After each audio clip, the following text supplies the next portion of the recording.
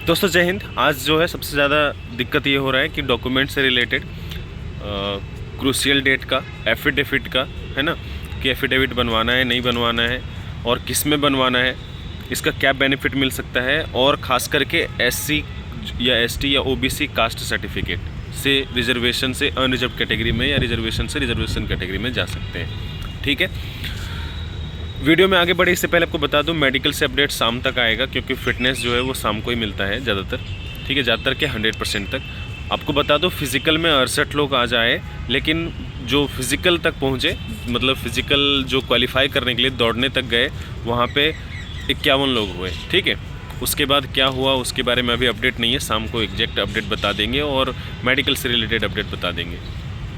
ठीक है, अभी जो बात करने वाले हैं वो गलती से संबंधित, अगर गलती वगैरह नहीं है तो ये वीडियो आपके लिए नहीं है। आगे बढ़ते हैं फटाफट। ठीक है, देखो सबसे पहले है ओबीसी एससी एसटी सर्टिफिकेट में एप्लीकेशन लिखना पड़ता है। अगर लिखते हो तो ठीक है, नहीं लिखते हो तो आपको विथ हेल्ड में डाल सकते हैं। ठीक है, ज़्यादातर चांसेस होता है कि डाल देते हैं, सीधा जब रिजल्ट जल्दी आने को होता है तो डाल देते हैं। तो एक एप्लीकेशन ज़रूर लिखिएगा, वहाँ पे जाके आप पूछ सकते हो, नहीं तो अपनी जानकारी लिखते हुए कि सर हम ये हैं, एसएससी को लिखना है।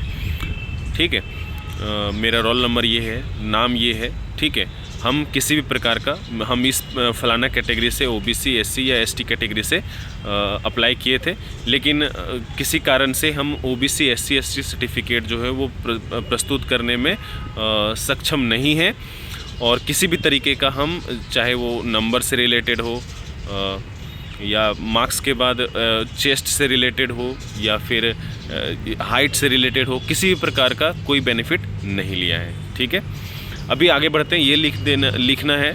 ठीक है, इसके बाद आगे बढ़ते हैं एक चीज़, लेकिन अगर आप ओबीसी एससी एसटी में आते हो तो बेनिफिट ज़रूर लेना। ठीक है, इसका बेनिफिट आपको लॉन्ग टर्म में दिखेगा। जब आप एलडीसी या दूसरे एग्ज़ाम को दोगे ना, तो उसमें एज रिलैक्सेशन मिलेगा और अटेम्प्ट भी मिलता है। ठीक है, दो चीज़। और उसके बाद तीसरा चीज़ क्या मिलता है, प्रमोशन। ओबीसी को नहीं मिलता, ईडब्ल्यूएस को प्रमोशन में कोई बेनिफिट नहीं मिलता है, लेकिन एससी और एसटी को मिलता है। ठीक है, तो ये सब लाभ लेना है अगर आप आते हो तो। ठीक है, और ओबीसी एससी या एसटी में से एक दूसरे में नहीं जा सकते, सिर्फ रिजर्व में जा सकते हो। समझ गए, रिजर्वेशन से रिजर्वेशन में नहीं जा सकते आप।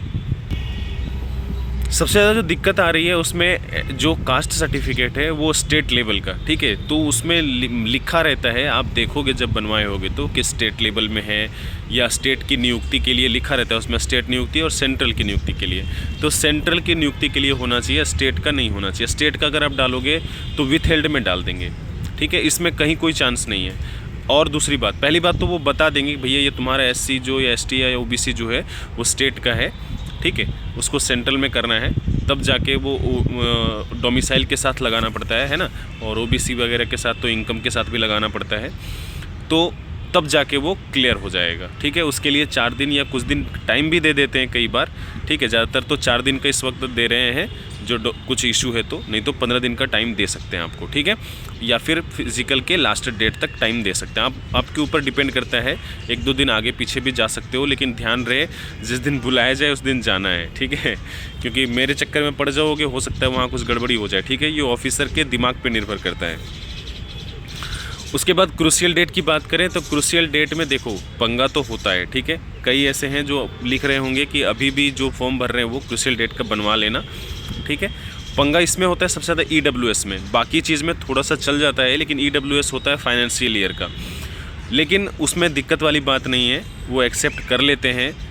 थोड़ा सा परेशानी होता है, ज्वाइनिंग तक परेशानी होगी, ज्वाइनिंग में भी ये लिखा रहेगा। ठीक है, कि आप ईडब्ल्यूएस ले करके जाना, लेकिन पुराना वाला, लेकिन जब नहीं रहेगा तो सर कहाँ फोड़ोगे। ठीक है, तो कोई दिक्कत नहीं, घबराने वाली कोई बात नहीं है। उसके बाद एफिडेविट की बात करें तो एफिडेविट आप चाहो तो बनवा लो, जैसे है ना प्री मेडिकल, कुछ लोग कह रहे हैं प्री मेडिकल करवा लें, तो उसी तरह ये भी है, आप चाहो तो बनवा सकते हो, चाहो तो प्री मेडिकल करवा सकते हो, उसी तरह इसमें भी आप चाहो तो बनवा लो, लेकिन इसका कोई बेनिफिट नहीं मिलता है। ठीक है, कहीं कोई बेनिफिट नहीं मिलता। अगर कुछ गड़बड़ी होगा तो डोमिसाइल के अलावा और स्टेट के अलावा, नाम वगैरह, थोड़ा सा डेट ऑफ बर्थ के अलावा सब कुछ सुधार किया जा सकता है थोड़ा बहुत। ठीक है, स्पेलिंग हो चाहे कुछ भी हो, कोई दिक्कत नहीं, वो ऑफिसर के हाथ में होता है। सिर्फ डोमिसाइल, डेट ऑफ बर्थ, आपका नाम, पिताजी का नाम, ये सब जो 4-5 चीज़ है ना वो नहीं बदल सकता कभी। ठीक है।